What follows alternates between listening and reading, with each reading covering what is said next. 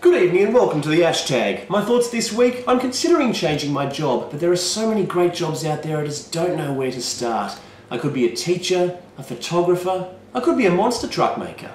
Maybe I could open my own DVD store because I love movies and I love talking to people. But on second thoughts, I'm not such a big fan of sitting and contemplating the fact that my business is inevitably going to go bankrupt within the next 10 years. Blast. Thanks, technology.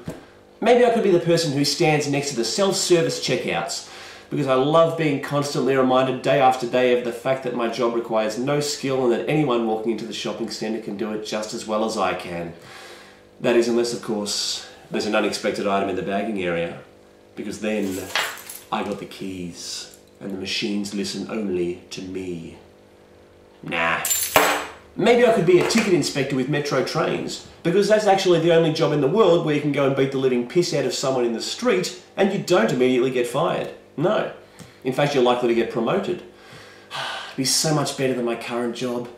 See, all I got was Employee of the Month. But the job that I've settled on, the one that I aspire to above all others, is to be Mr. Speaker in the House of Parliament. That man earns $1,000 a day. $1,000, that is a truly obscene amount of money. $1,000 a day. I reckon I could do his job. I'm qualified. I've got a working with children check. My sister works in a creche. She gets $20 an hour and they do exactly the same thing. She spends all day telling people to use your listening ears, fingers on lips, use your indoor voice, stop picking on the redhead.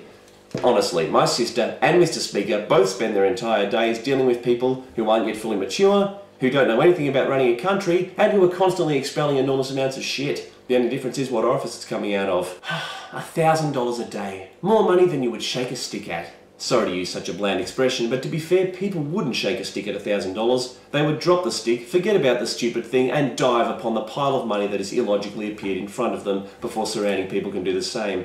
I don't know why you're holding this stick, or for what other purpose you may have been coincidentally shaking it for in this particular direction when the money spontaneously materialised in front of you, but let's face it, it's cash, it's tax-free, other people are going to want it. If you ask me, you'd be much better off using the stick as a weapon to fend off opposition and get to the money first.